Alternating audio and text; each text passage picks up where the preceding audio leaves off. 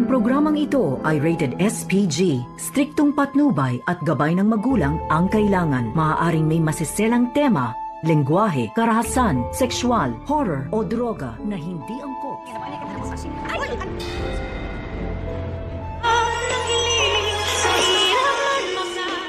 Ngayong Sabado, narito na nga ang ating pakaabangan sa episode na Abot Kamay na Pangarap.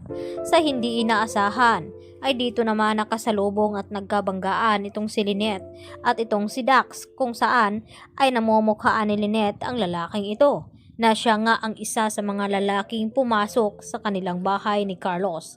At dito naman na sinabi ni Lynette kay Diyosa na tandang-tanda niya ang mukha ng lalaki ito, at lalo nang nagsalita ang lalaki na humingi siya ng pasensya dahil hindi na daw niya nakita itong si Lynette at Diyosa. At dahil dito, sinabi agad ni Lynette kay Diyosa na kinakailangan daw na tumawag agad sila ng pulis dahil kumbinsido talaga itong si Lynette na ang lalaking nasa harapan nila ay ito yung mga magnanakaw.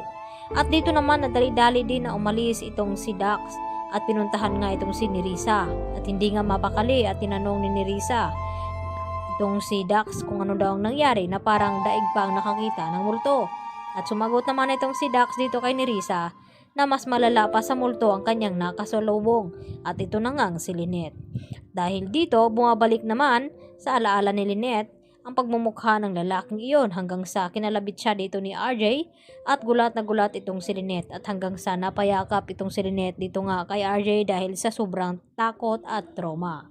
At agad naman na tinawagan agad nila itong si Carlos at agad ibinalita ang kanilang nasa lubong at nakabanggaan na walang iba kundi itong isa sa mga magnanakaw na pumaloob sa bahay ni Carlos. At dali-dali naman na pinuntahan ni Carlos itong si Lynette dahil nag-alala nga ito, at dahil kasama din naman ni Lynette itong si Diyosa at itong si RJ.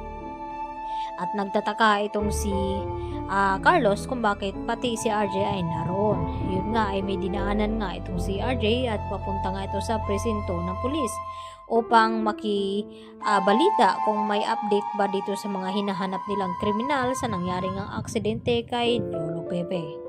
Samantala dito sa Apex, nag-umpisa na nga ang trabaho dito ni Justin at ni Eric, at gusto naman na sorpresahin ni Giselle itong kanyang anak na si Justin at pagandahin itong kanyang opisina, at proud pa nga ito at nagbigay pa ng bulaklak dito sa kanyang anak na si Justin. Subalit ay maya-maya nga ay tila hindi nagustuhan ang presensya dito ni Giselle kay Justin, at agad na itinapon ang bulaklak, at dito naman na hindi nagustuhan ni Eric at tumaas nga ang boses dito ni Justin dito nga kay Giselle na wag daw magpakaina dahil matagal na nga daw niya itong itinakwil, at tila hindi nagustuhan ni Eric. Kaya kunwari nilapitan niya itong si Justin at pinagsabihan na wag daw bastusin ang kanyang ina dahil kahit anong mangyari ay ina niya pa rin ito. At matapang naman na tinanggap ngayon ni Annalyn itong hamon ni Doc Carlos Benitez dahil nga sa hindi inaasahan na panauhin na bisita na si Ma'am Pokwang. At dito nga na nakihalubilo nga ito at nakilala ni Annalyn. At nang marinig nga ni Aling Pokwang itong kausap ni Annalyn at nangumusta ito dito kay Dr. Santos kung ano ang nangyari at problema, at agad naman na nag-open ng idea itong si Annalyn, kaya awang-awa naman itong si Ma'am Pokwang dito kay Annalyn, at ganoon din naman itong si Annalyn kay Ma'am Pokwang, at nagaanan na nga niya ito ng loob. At mamang na nga daw ang gustong ipatawag ni Ma'am Pokwang dito nga kay Annalyn Santos sa kanya. Kaya agad naman natutulungan ito ni Ma'am Pokwang itong si Annalyn upang maipanalo itong challenge na ibinigay ni Carlos Benitez sa kanya. Kaya yan naman ang ating pakatutukan bukas mga kapuso. Dito lamang yan sa Abot Kamay na Pangarap. Yan lang po at marami pong salamat. Bye!